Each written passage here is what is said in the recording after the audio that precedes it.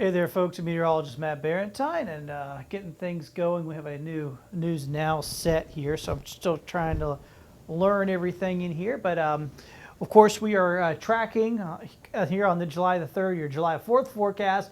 We're also tracking, of course, Elsa. Elsa's been struggling a little bit today. It's we talk about tropical systems. We see them on our TV screens, our computer screens, and it's very two-dimensional. But of course, in reality, these things are three-dimensional objects. And what's been happening today with Elsa is that Elsa has been moving fairly quickly. Now it's moving to the west-northwest at 23 miles per hour. Earlier today, it was going more than 30 miles per hour. And what that's done is, if you can think about it, instead of being perfectly vertical, it's actually kind of tilted because it's moving so quickly, just sort of tilting over. It's not a very healthy thing for a tropical system, so it actually weakened a bit today, dropped back down to tropical storm strength. The forecast is for it to stay at a middling or high-end tropical storm, but it's possible if it gets its act together a little bit closer to Cuba, it could briefly ramp back up into a hurricane. So we're going to be watching out for that possibility. Where is it going to go? Well, let's talk about that. There's the latest forecast path from the National Hurricane Center. One good thing, well, two good things, I guess, about it moving so quickly. One is it disrupted the organization of the system and hasn't been allowing it to strengthen. But the second good reason, the nice thing about fast-moving tropical systems, is that their path is more definite. And the reason why is because when they're moving that quickly, well, the steering currents are pretty definite. If it's when they slow way down, then that's when things get squirrely because there's not a lot pushing it around. But when they're moving fast, it's kind of like a train going down the tracks. It's much easier to forecast where they're going to go. And you can see how narrow the cone is. It's fairly narrow. But it does encompass a good bit of Florida just because of the angle that it looks like it may come in at, right up the west coast of Florida there. That's Tuesday at 2 in the afternoon. It's about Sarasota area, Venice area of Florida. Tampa's right there. That's Tuesday at 2 o'clock in the afternoon. So today is still Saturday. Tomorrow, of course, Sunday, 4th of July. Tomorrow it's going to be moving its way over Cuba. It'll emerge off of Cuba Monday afternoon. So to kind of give you a time frame of what we're looking at here. And you'll notice here too, let me zoom it in. You can see where the middle track, I know this is where everybody focuses on that middle track, but there is, an east and western boundary here of the forecast path, and it goes from about Apalachicola right here to Kennedy Space Center over here on the east coast. And what's going to happen here is that you can see 65 mile per hour, so we expect it to be a tropical storm. It'll likely be fairly lopsided. Most of these systems are here fairly early in the season, like it still is, still early July. It's still an early season system. Upper level winds will shear this thing a bit, and that'll push almost all the weather on the east side of this. So the peninsula of Florida is going to get a good drenching out of this, some gusty winds, obviously. But that means all this western side of this really won't be much there. So we're not going to get any direct impacts from this. So no direct impacts. There will be indirect impacts, though. We've got a lot of people at our beaches. It's 4th of July week. Of course, tomorrow's 4th of July. A lot of folks extend that, make a whole week out of it. So there's going to be a lot of people here on our beaches over the next few days. And anytime you have a tropical system in the Gulf, the Gulf is pretty much enclosed except for that little narrow southern part. So it's like a bathtub. If you shake up one area, it creates waves that go to other areas as well. So we're looking at high surf, high rough rip current conditions, likely starting sometime maybe Monday, Tuesday at the latest, but will be moderate risk rip currents tomorrow and or Sunday. So I think we'll do good through tomorrow. It's still down by Cuba by tomorrow, so we're okay. But then as we get into Monday, Tuesday, and then Wednesday, the Gulf will get really shaken up. So, and of course, we'll have all these visitors here, people going to the beach. So that's going to create some dicey situations. Beyond that, that's the only impact we're likely to see out of this, not even any rain. All that'll be well to our east.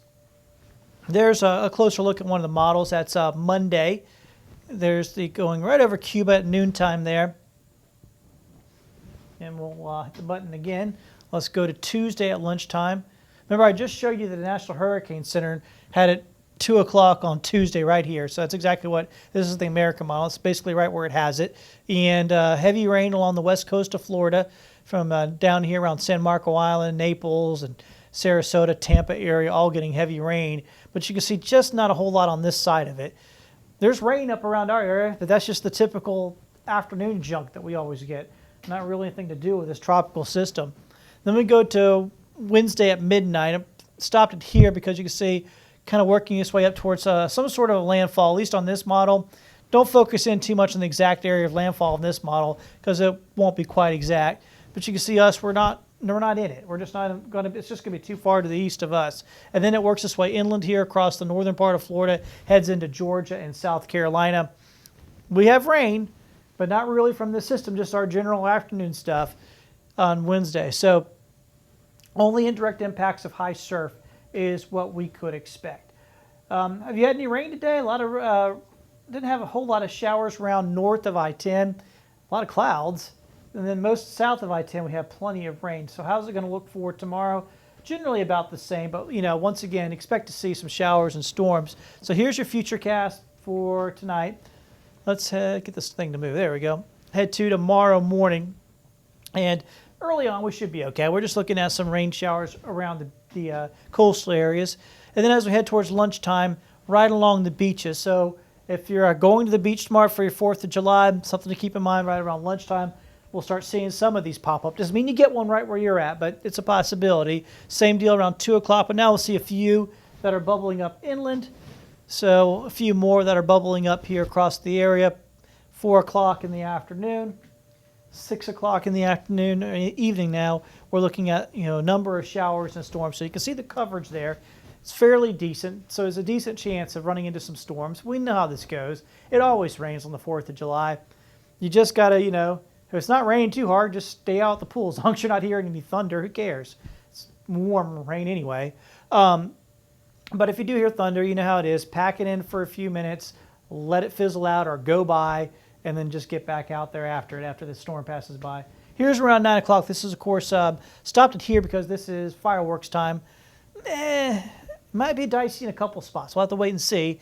Generally, 4th of July, we get rain in the afternoon, and generally by the time we get to fireworks time, usually it's calmed down. Let's hope that's the case tomorrow. I just kind of built this to show you that, for our inland areas, 30 to 40%, but for our coastal counties, 50 to 60% chance out there. So, we know how this all goes. It's typical July type of weather here for us going into the 4th of July. Let me go ahead and one thing that's a little bit atypical is we've had so much cloud cover and rain.